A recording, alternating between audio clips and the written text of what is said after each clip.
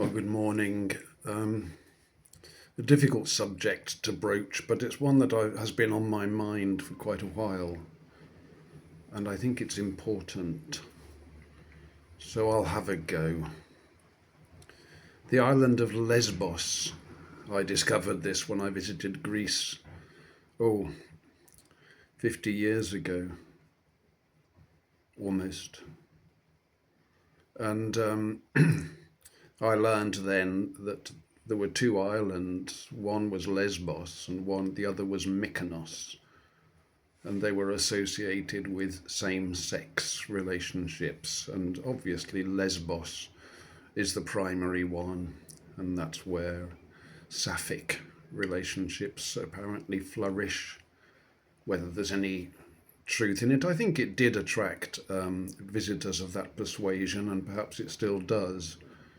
And I was told that Mykonos was its counterpart for the men, although that doesn't have the same historic connections as far as I know. And so I've been meditating on these matters over the years, really, and as I read scripture. And I have to say that I haven't found anything in scripture that condemns same-sex relationships between women or among women. It doesn't seem to be addressed in the Bible at all. And some people would say, well, Paul mentioned it in Romans 1, but that's not to do with relationships between women. That's to do with sodomy again, giving up the natural use. And, in the Bible, whenever healing is brought to the land, then the sodomites are removed. And in modern parlance, sodomite isn't a word that's used at all. I don't use it in any kind of hateful way. It's just the biblical description of men who lie with other men. And so it is. But then in the 1950s, the expression homosexual was introduced as a sort of a more scientific way of speaking of these things, the same sex, and thereby also including women unjustly. Women who sport with one another, really, they're not sinning as such, because there's no emission of seed, which is holy. It's the emission of holy seed in inappropriate places that seals the sin. That's the problem. And these are the sodomites that always had to be removed from the land before it was healed. We see that frequently in the Bible. The sodomites have to be removed. They're removed from the land. And then a godly nation can flourish. But it's dependent on that. And that's with no hatred to any of my brothers who practice that kind of relationship, but they need to understand that it is strictly anti-biblical, and it won't be allowed to persist by the Lord in our lands.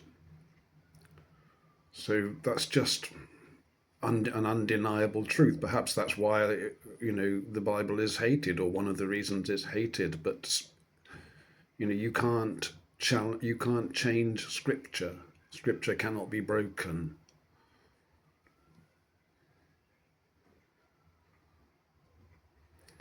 Whereas I might be critical of women who choose to lie with other women and abandon their menfolk. I would have a few things to mention about it. You're not probably serving God, because of course you're denying your ability to reproduce, to raise up seed for the Lord, and you're abandoning your menfolk. But it's not actually sinning to do those things. It's just sporting, and it shouldn't be given the relevance and the platform that it's given these days at all. It's a very different thing for a man to lie with a man than it is for a woman to lie with another woman. That's just how it is. It's because of the holiness of the seed. And when sodomy is allowed to flourish, a general deterioration in the level of safety and godliness in the land is an inevitable consequence of that. It seems to attract wickedness. It is wickedness, and it attracts more of it. And that's why it was illegal. That's why it was opposed. It is illegal. It is still illegal in common law to practice that. Whereas women are not under such a severe restriction. So, you could say, take heart, my sisters, if that's the way you're inclined. There's no real condemnation, perhaps just raised eyebrows, but, whereas ye men, beware, because, and, you could say that this is also in relation to relations between a man and a woman when they are unnatural. Although the Bible makes it quite clear that the marriage bed is undefiled. But, the Lord has given us holy seed, and to deposit it in a place of uncleanness and where there is no fertility is to reject the gift of the Lord and to defile it. And this, I think, is the problem. That's why it remains, as it were, on the statute books, and it can't be removed. Leviticus is very clear, and Paul takes it up again in Romans 1.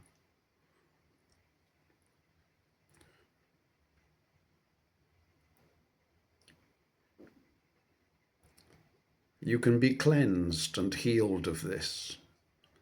The Lord makes it quite clear, and Paul makes it clear when he goes on in Corinthians, I think, to speak of the effeminate men who have changed under the ministry and have left their previous conduct and become righteous. You can be forgiven for all these things. So the Lord said to the adulterous woman, go and sin no more. But sin no more is an important part of that. It's not just go and carry on as before. It's abandon that lifestyle. It's required of you. But for the young ladies, no, you can really, you're not under that constraint. It's us men that are subject to more rigorous rulings. So it's a difficult subject, and again, I have no wish to offend anybody. I was moved to do it because I noticed that in the right-wing sphere, there are many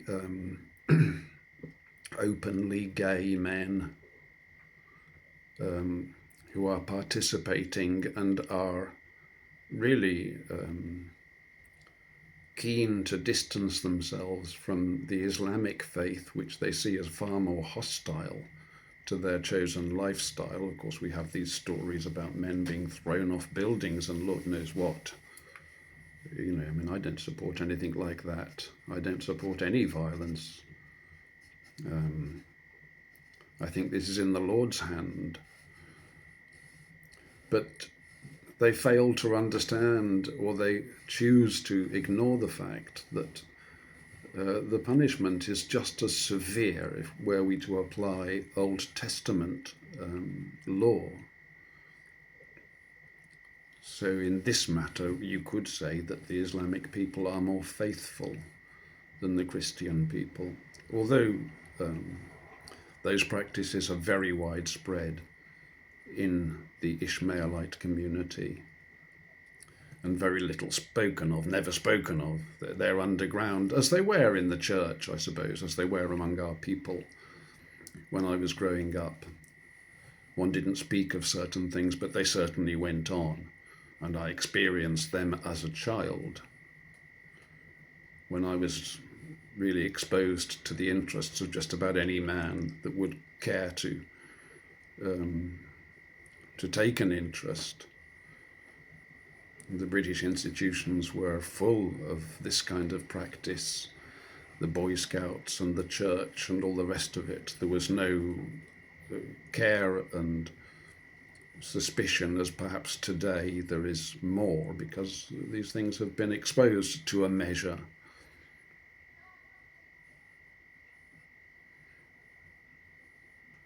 So I don't know whether that message is useful at all to anybody, and I hope not to have offended anybody, but I'm just summarising the Bible, really. It will always stand, and Scripture cannot be broken. God bless.